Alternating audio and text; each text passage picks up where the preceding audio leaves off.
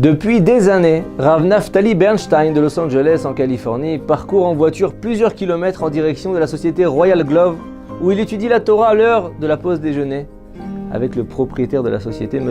Eliaou Dahan, qu'on appelle Elio. Les employés de la société ne manquent pas d'être impressionnés par M. Dahan car ils savent que chaque instant est précieux pour lui. Son bureau déborde d'activités avec les fax qui passent, les sonneries, les téléphones, les ordinateurs clignotants, alors que les bons de commande de marchandises sont remplis, puis envoyés à presque chaque instant de la journée. Et en dépit de cette activité, les employés d'Elio savent qu'ils ne peuvent interrompre leur directeur pendant le temps précieux où il étudie avec le Rav Bernstein. Bien que le Rav étudie principalement avec Elio, il a fini par faire connaissance avec les autres employés juifs de la société et prend le temps d'échanger quelques paroles amicales avec eux. L'un d'entre eux, un homme délicat, s'appelle Joseph Diamond. C'est un homme extrêmement sensible et particulièrement dévoué. Pour vous donner un exemple, le jour où son patron a dû subir une opération très délicate, il a jeûné toute la journée pour son mérite et sa guérison. Rav Bernstein a le plaisir de le croiser le midi et recevoir son bonjour amical chaleureux et souriant. Joseph est un homme bien portant, qui fait régulièrement du sport. Il se rend souvent en vélo au travail et ses jours de libre, il se promène pendant des heures sur son vélo et sur les pistes réservées à cet effet dans les parcs. Un après-midi, Rav Bernstein apprend que son ami Joseph a été heurté par une voiture ce matin-là alors qu'il circulait en vélo. Joseph a été gravement blessé et transporté par ambulance vers un hôpital local. Rav Bernstein veut alors se renseigner sur l'état de Joseph, mais il n'a aucune idée de l'hôpital où il se trouve. Il prend l'annuaire, commence par appeler l'hôpital Cedar Sinai, situé à Los Angeles, mais ils affirment n'avoir aucun patient de ce nom. Il téléphone ensuite à d'autres hôpitaux comme Park West, Gilliam General, mais aucun n'a d'information. Il appelle enfin l'hôpital La Sorda, qui lui confirme que M. Joseph Diamond y a bien été admis ce matin. Et comment va-t-il, demande le Rav Bernstein, très anxieux. J'ai le regret de vous en informer, mais M. Diamond est décédé. Rav Bernstein reste bouche bée, choqué, il n'arrive pas à y croire. Mais puis-je parler à un membre de sa famille ?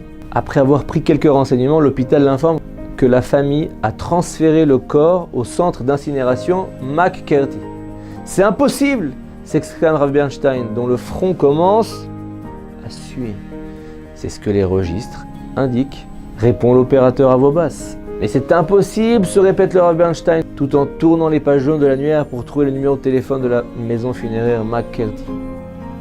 Lorsqu'il arrive à joindre quelqu'un à la maison funéraire, on lui confirme que, en effet, la famille de Joseph Diamond est bien là.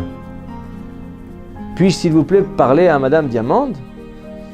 Elle ne peut pas venir au téléphone juste maintenant, répond l'homme au bout du fil sur un ton très officiel, mais vous pouvez parler à sa sœur. Rav Bernstein n'a jamais rencontré Madame Diamond ou sa sœur.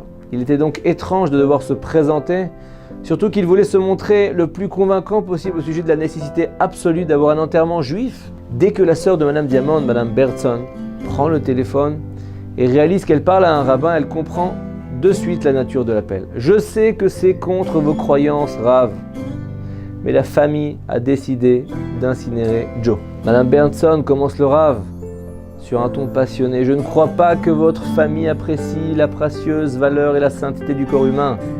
Le corps qui a accueilli l'âme de Joseph pendant toutes ces années est un cadeau donné par Dieu. Il doit être traité avec dignité et respect. Brûler un corps, le réduire en cendres, constitue une dégradation de ce cadeau de Dieu. » Et puis pour accentuer son propos, le Rav Bernstein ajoute « Les nazis, que leurs souvenirs soient effacés, ont brûlé des corps juifs dans des crématoriums, puis les ont réduits en cendres. Nous, en tant que juifs, nous ne devons jamais faire subir ce traitement à nos frères et sœurs. » Silence de l'autre côté de la ligne. « Rav, dit Madame Bertson, nous ne pouvons pas permettre l'enterrement juif avec un cercueil Einstein. » Rav Bernstein saisit alors l'opportunité de lui dire « Ce n'est pas un problème, notre communauté peut prendre en charge tous les frais s'il le faut. Nous considérons comme une très grande mitzvah d'enterrer Joseph conformément à la tradition juive avec des prières et dans la dignité. » Et puis il ajoute « Regardez, c'est assez grave comme ça que votre beau-frère ait péri si soudainement dans un accident de vélo. N'ajoutons pas à son indignité en lui retirant ses derniers droits sacrés en tant que juif. » Un accident de vélo, demande Madame Bertson sur un ton étonné. « Mais Joe n'est pas mort dans un accident de vélo !» Il répond le Rav, c'est l'information qu'on m'a transmise, je ne comprends pas. Mais non, Joe souffrait d'une terrible maladie du cœur depuis des années, il avait un gros surpoids et nous aurons bien, au contraire, souhaité qu'il fasse de l'exercice à vélo. Rav Bernstein est stupéfait. Il cherche frénétiquement dans sa tête, mais c'est pas le bon Joseph Diamond. Le Joseph Diamond qu'il connaissait, c'était quelqu'un toujours sur son vélo. Il était mince, bien portant, certainement pas en surpoids. Ou alors c'était le vrai Joseph Diamond, celui qu'il devait appeler. Et comment l'hôpital pouvait-il les avoir confondus? Y avait-il deux Joseph Diamond à l'hôpital de la Sorda le même jour? Il voulait désespérément savoir comment son ami, le vrai Joseph Diamond, se portait. Mais ce n'était pas le moment. Cette histoire était certainement bien plus pressante. Rav Bernstein réalise soudain que par ce malentendu, il a été chargé d'une mission. Madame Bertson, implore le Rav Bernstein, ne faites rien pour le moment, expliquez à la maison funéraire qu'il y a eu une erreur, parlez à votre belle-sœur et je vous rappelle rapidement. Une demi-heure plus tard, le Rav Bernstein, avec l'aide de Rabbi Yair Cantor de la Chevra Kadisha de Los Angeles, prend les dispositions nécessaires pour que Joseph Diamond ait droit à un enterrement juif digne de ce nom. Le corps est alors transporté dans une maison funéraire juive où un office de circonstance est organisé. Et ce n'est que le lendemain matin que Rav Bernstein a pu contacter à nouveau l'hôpital La Sorda pour se renseigner sur l'autre Joseph Diamond.